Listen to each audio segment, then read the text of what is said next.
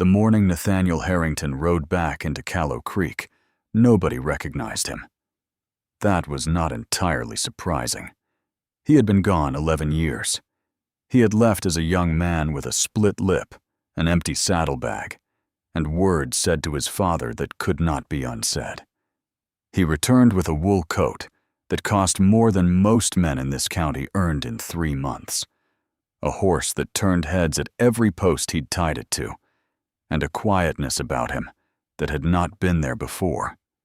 The kind of quietness a man develops when he has spent years with no one to answer to but himself. He did not ride to the inn first. He did not stop at the feed store to ask after old acquaintances. He rode straight to the edge of town, turned north on the familiar dirt road, and followed it the 2 miles up to the Harrington property, the same land his grandfather had broken, the same land his father had bled over, and the same land Nathaniel had walked away from on a cold October morning more than a decade ago. He told himself the whole ride up that he was only coming back because Edmund had written to him. A short letter. 3 sentences. His father had never been a man of many words, and age had apparently trimmed that number further. The letter said only that he and Hattie were getting on in years, that the property needed attention, and that perhaps it was time. No apology, no explanation, just perhaps it was time. Nathaniel had read that letter 4 times before folding it into his coat pocket. He had not written back. He came instead. What he did not expect, what stopped him entirely at the top of the ridge before the house came into full view, was the smell of something cooking. It was late morning, not yet noon, and the scent of fresh bread carried up the hill on the October wind. Wood smoke, too, steady and even, the kind that meant a fire properly tended, not the struggling, irregular smoke of 2 elderly people managing alone. The yard was clean. The fence along the front had been mended, not perfectly, but carefully, with the kind of patient effort that said someone had taken their time. A row of dried herbs hung along the porch rail, bundled neatly with twine.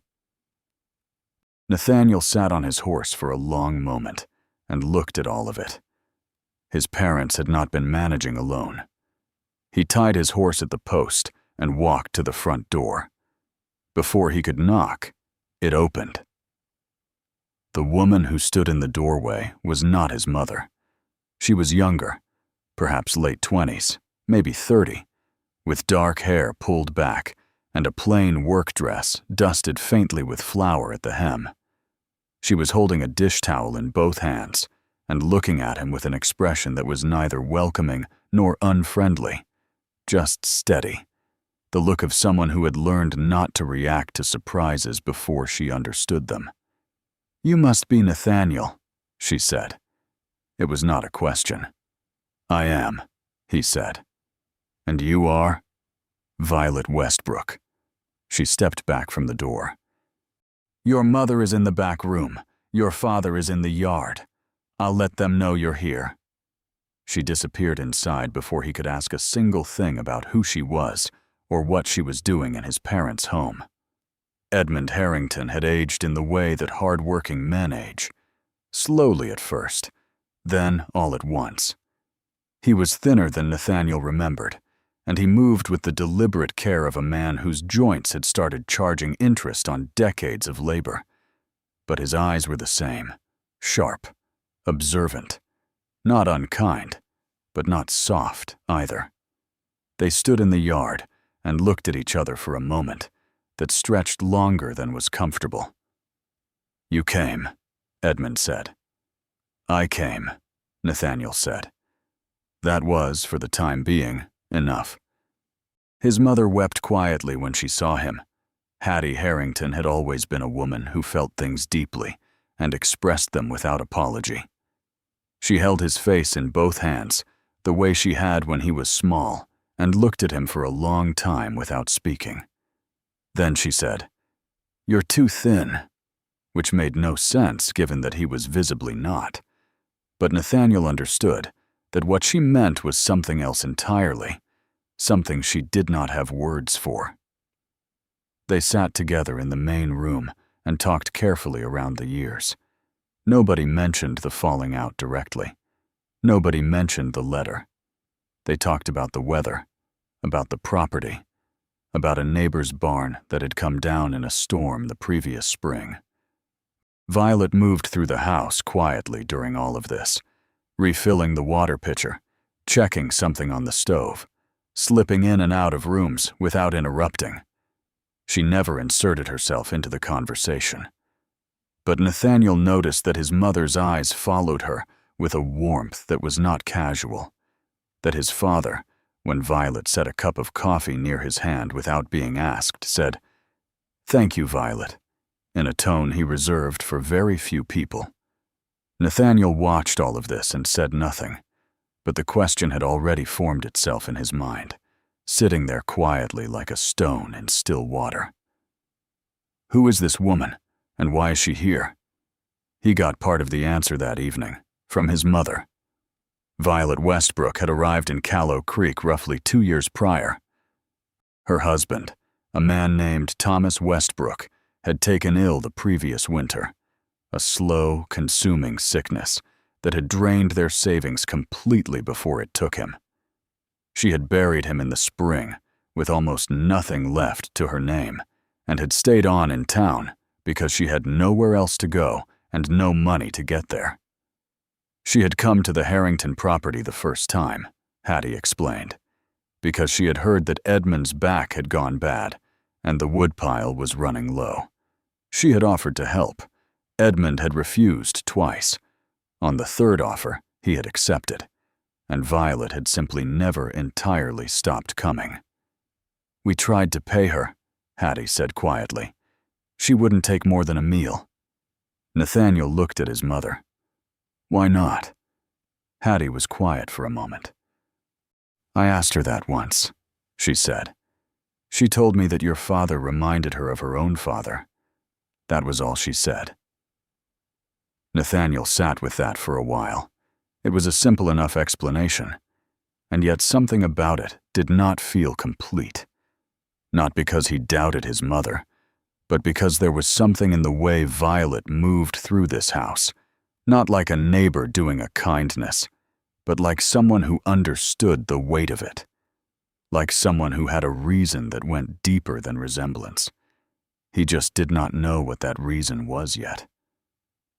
That night, after his parents had gone to bed and the house had settled into its quiet nighttime rhythms, Nathaniel sat on the porch steps with a cup of coffee going cold in his hands and looked out at the dark shape of the land his family had held for 3 generations.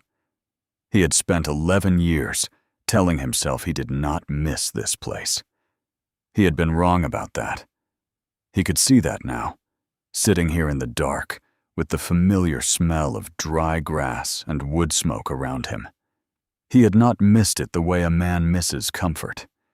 He had missed it the way a man misses something he damaged, with a guilt that had never fully announced itself, but had never fully left either. The falling out with his father had been about money, on the surface. But money had only been the word they used for something that ran much deeper, about what Nathaniel owed this land, what he owed his family, and whether a man's life belonged to his blood or to himself. They had both said things that day that could not be walked back, and Nathaniel had left because staying would have meant one of them breaking, and he had been too young and too proud to let it be him. He was not that young anymore. He heard the front door open behind him. Soft footsteps. Then Violet appeared at the edge of the porch, her coat pulled around her shoulders, clearly on her way home for the evening. She paused when she saw him sitting there. "I didn't realize you were still out here," she said. "I didn't realize you stayed this late," he said. A small silence passed between them. "Your mother had a hard evening," Violet said simply. "Some evenings are harder than others." She said it without drama, without any apparent expectation that he would respond in a particular way. Then she stepped off the porch and walked down the path toward the road, her figure growing smaller in the dark until the night folded around her entirely. Nathaniel sat very still after she was gone. He did not know this woman.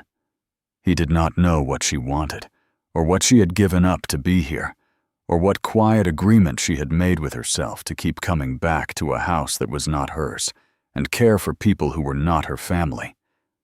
But he knew one thing with a certainty that surprised him. He was going to find out. Nathaniel did not sleep well that first night. The bed in his old room was the same one he had slept in as a boy, narrow, with a quilt his mother had made from scraps of old work shirts. He lay on top of it, fully dressed for a long time, staring at the ceiling, listening to the sounds of the house settling around him. The creak of the floorboards, the wind pulling at the window frame, the distant sound of cattle somewhere on the property that he hadn't yet accounted for. Someone was maintaining this land. He had noticed it on the ride in, but had not yet asked. The fences along the north pasture were standing. The water trough near the barn had been repaired. The yard was clear of the kind of accumulated disorder that crept in when elderly hands could no longer keep pace with a working property. None of this had happened on its own. He rose before dawn, dressed quietly, and went out to look. The barn told him most of what he needed to know. It was not in perfect condition. Nothing on a frontier property ever was. But it was functional and clearly tended. The tools were hung in their proper places. The feed was stored correctly. 2 horses stood in clean stalls, both in reasonable health. Someone had replaced the rotted board on the south wall with fresh timber and done it well enough that the repair would hold through winter. Nathaniel stood in the middle of the barn in the gray early light and turned slowly, taking it all in. He heard boots on the gravel outside and turned to find his father in the doorway, moving carefully with a hand braced against the frame. "You're up early," Edmund said. "Couldn't sleep." Nathaniel gestured at the barn. "Who's been keeping this up?" Edmund was quiet for a moment. "Hired hand comes twice a week. Boy named Reuben from town." He paused. "Violet arranged it, negotiated his rate. Handles the scheduling." Nathaniel looked at his father. "She manages your hired help?" "She manages most things," Edmund said, without apology or embarrassment. Just fact. "She noticed your mother was struggling to keep track of what needed doing.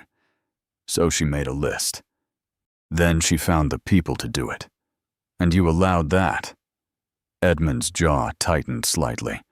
The old familiar signal that Nathaniel had learned as a boy meant he was choosing his words.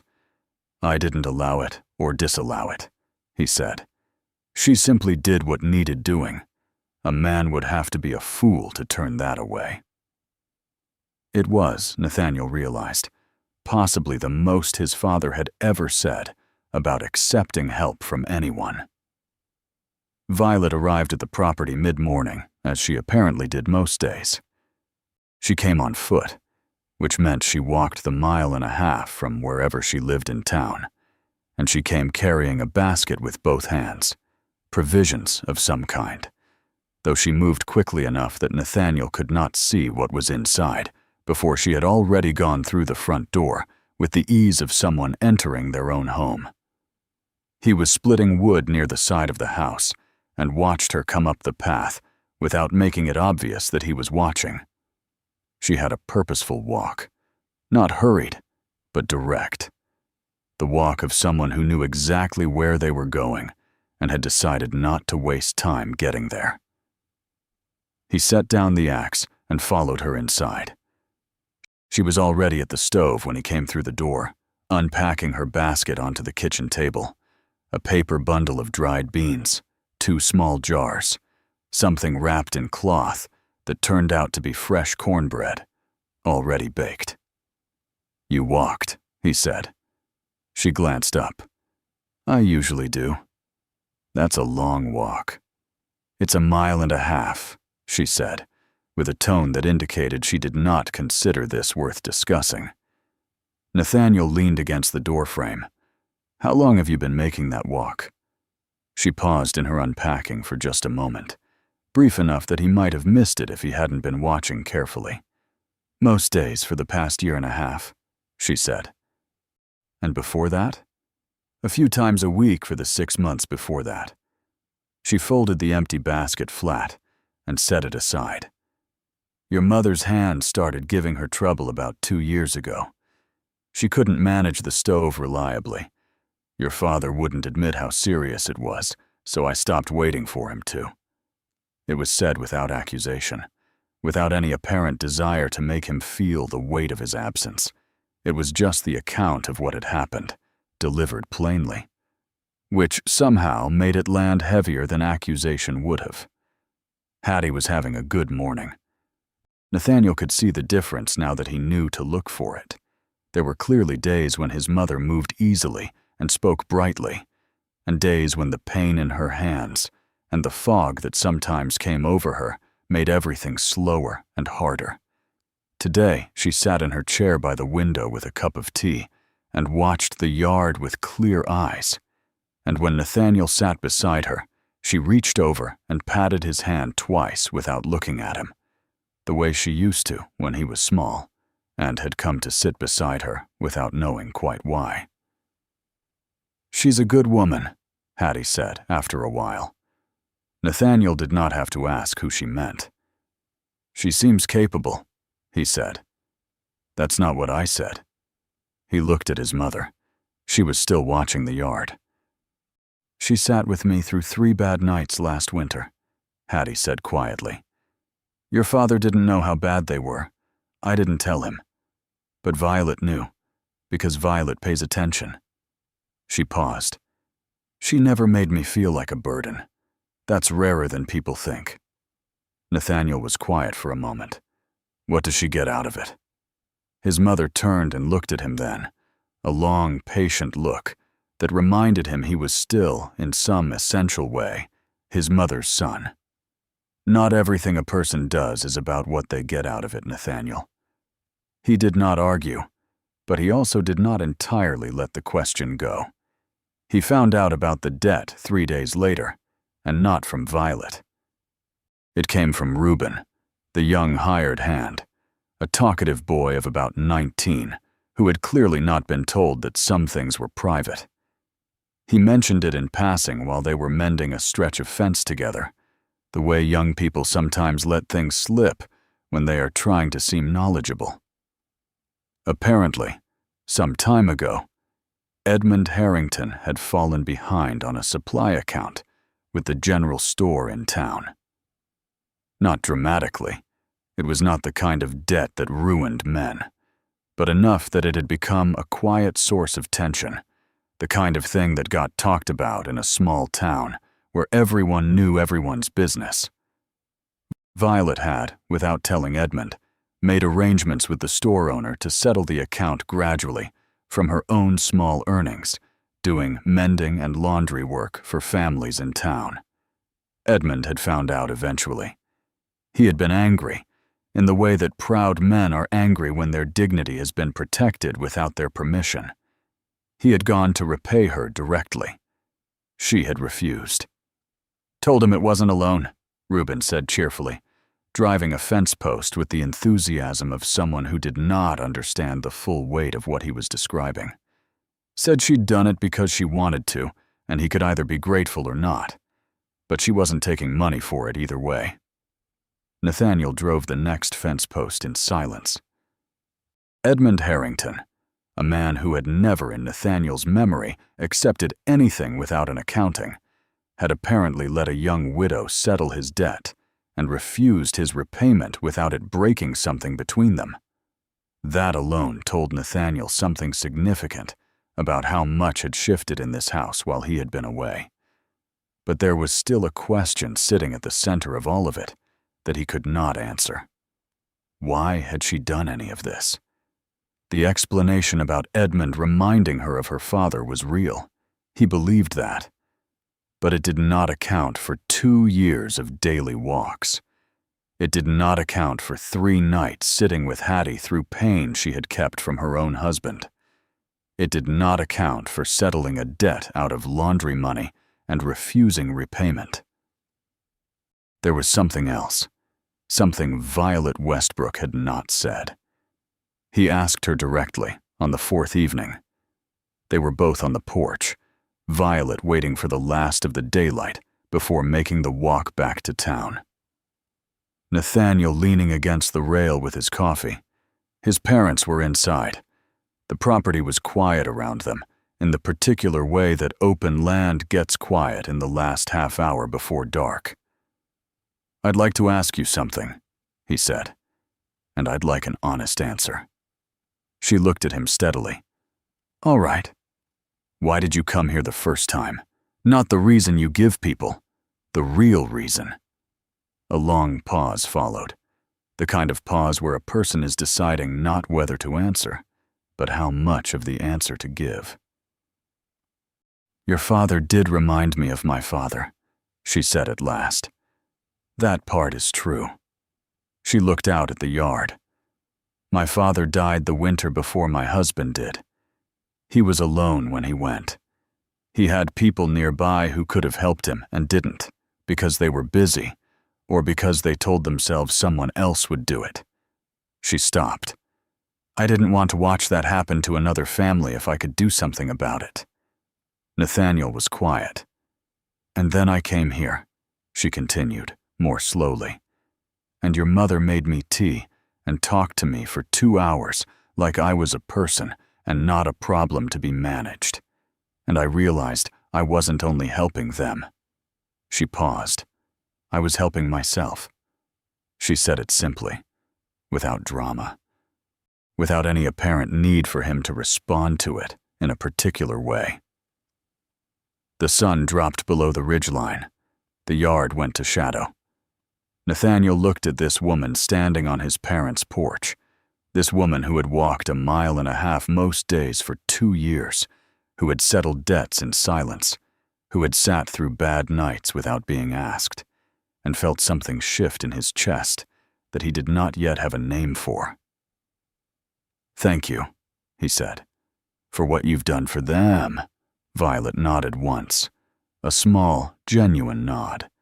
Then she picked up her coat from the rail, stepped off the porch, and walked back down the road toward town. Nathaniel watched her go, and for the first time in 11 years, the thought of leaving this place did not feel like relief. It felt like loss. Nathaniel did not leave at the end of the week as he had planned. He told himself it was practical. The property needed more attention than a few days could address, and there were decisions about the land that required him to be present. He hired 2 additional hands, ordered timber for the barn roof, and spent his mornings working alongside Reuben with his coat off and his sleeves rolled up, doing the kind of physical work he had not done in years. It felt good in a way he had not anticipated. There was something clarifying about work that showed immediate results: a mended fence, a cleared drainage ditch, a roof that no longer let in the weather. Land deals were satisfying in their own way, but the satisfaction was abstract, numerical. This was different. This you could put your hands on. Edmund watched all of it from a careful distance, saying little. But Nathaniel caught him, more than once, looking at the repaired sections of fence or the restacked woodpile with an expression that was not quite pride and not quite relief, but somewhere in the territory between them. They had not yet spoken about the falling out. Nathaniel was not sure they would. Some things between fathers and sons did not require words so much as they required time and proximity and the slow accumulation of shared mornings. He was beginning to think that might be enough. Violet noticed the changes around the property without commenting on them directly.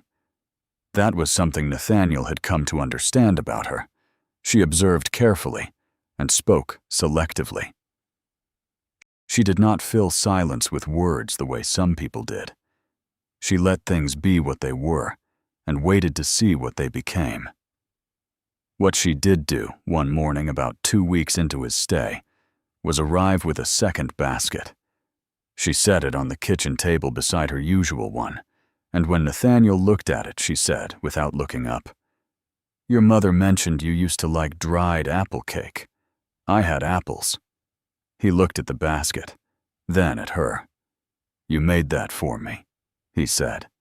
"I made it because I had apples," she said again, with a tone that firmly closed that particular door. But the corner of her mouth moved, just slightly. Nathaniel picked up his coffee and said nothing, but something in him that had been wound tight for a long time loosened a fraction. Hattie saw everything, of course. Mothers of a certain age develop a vision that has less to do with their eyes than with a lifetime of watching the people they love. She said nothing about what she saw passing between her son and Violet, not directly, but she began engineering small situations with a subtlety that she clearly believed was invisible. She developed a sudden need for items from the far end of the property, at times, that required 2 people to manage. She asked Nathaniel to walk Violet home one evening because it was getting dark, with an expression of such perfect innocence that Nathaniel almost laughed. He walked Violet home.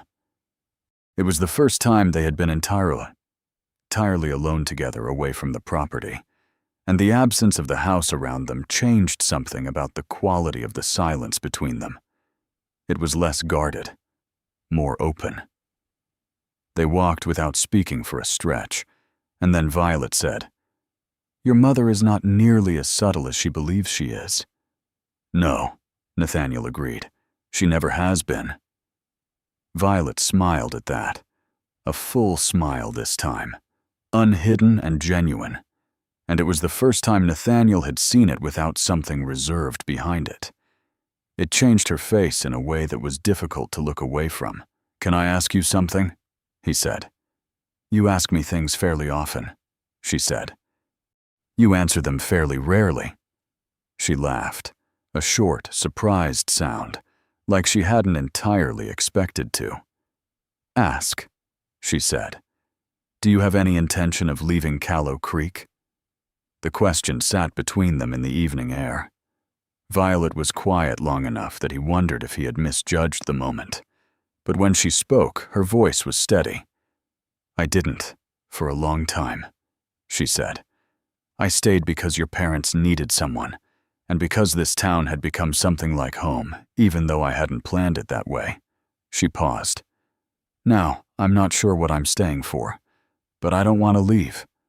"That's 2 different things," he said. "Yes," she said simply. "It is." They reached the edge of town, where her small rented house sat back from the road. She stopped at the gate and turned to face him. The last of the evening light was behind her. "Nathaniel," she said, "whatever you're thinking about, whatever question you're working toward, you should know that I'm not easy to manage or redirect. I've made my own decisions for a long time now, and I intend to keep doing that." It was not a warning exactly. It was more like an offering. "Here is who I am. Take it or leave it." "I know that," he said. "Good," she said, and went inside. He stood at the gate for a moment longer than was strictly necessary before walking back through the dark toward the Harrington property.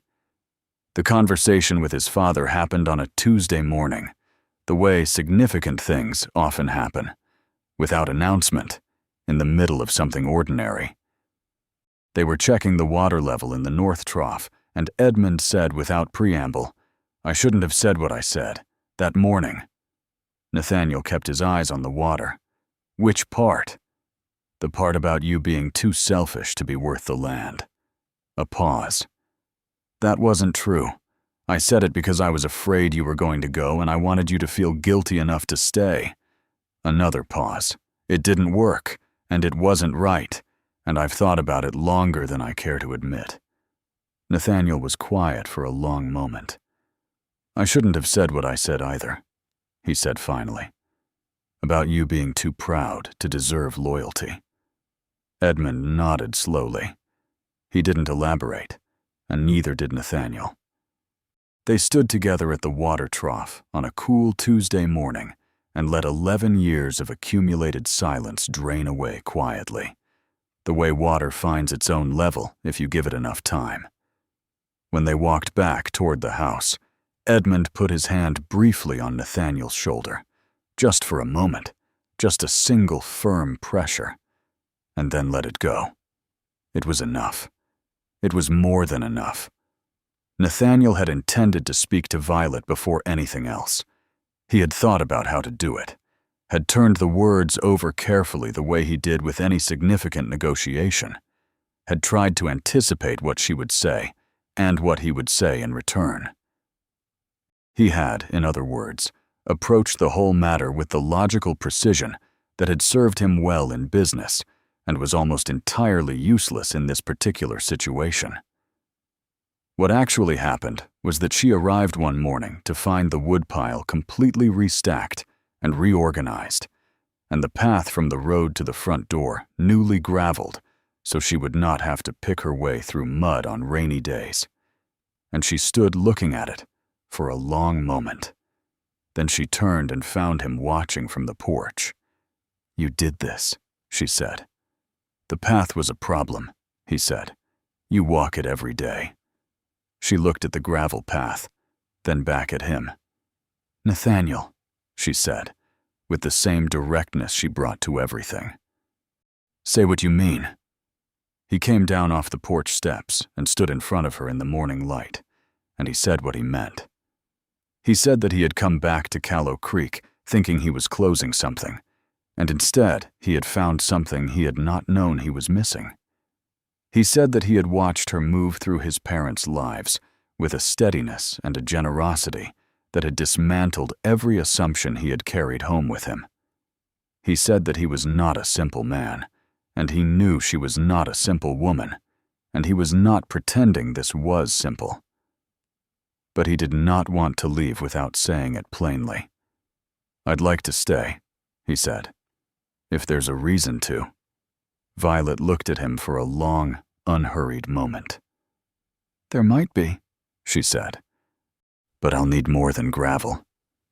The smile came at the same time as the words, and this time Nathaniel laughed, a real laugh, unguarded, the kind he had not produced in years, and the sound of it carried across the yard to where Edmund was emerging from the barn, who looked up, saw his son laughing in the morning light, and allowed himself a quiet smile before disappearing back inside. They were married the following spring. It was a small ceremony. The Harrington property, the yard that Violet had helped keep, the same porch where so many quiet evenings had passed. Edmund stood straight-backed and clear-eyed throughout, and only had to clear his throat once. Hattie wept without embarrassment from the first moment to the last, and held Violet's hands afterward for a long time without saying anything. The property expanded that year. Nathaniel brought his land experience home and applied it to the ground his grandfather had broken, and what had been a struggling family ranch became something steadier, something with a future built into it. He made sure Reuben was paid fairly and given more responsibility, and the young man rose to meet it with a seriousness that surprised everyone except Violet, who had seen it in him all along. Violet kept walking the property in the mornings, not out of obligation now, but out of love for the rhythm of it. She learned the land the way she had learned the family, patiently and thoroughly. Hattie taught her things she had not asked to learn, how to read the sky before a storm, which plants came back reliable every year, where the best light fell in the late afternoon. Violet stored all of it carefully, the way she stored everything that mattered. By the second winter, she was carrying their first child. Hattie declared this the finest news she had heard in 30 years and immediately began another quilt. Edmund said nothing, but went out to the barn and spent 2 quiet hours doing work that did not particularly need doing, which was how he processed things that moved him deeply. Nathaniel sat with Violet on the porch that evening, in the last warmth of a December sun, and she leaned her head against his shoulder, and they watched the light go off the land together. She had asked for nothing. He understood now that this was not because she had wanted nothing. It was because she had learned, through loss and loneliness and long miles walked in quiet service, that the things worth having could not be asked for. They had to be discovered.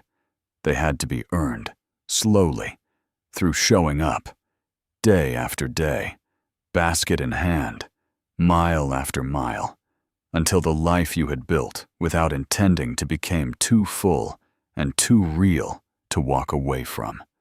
He had walked away once. He never would again.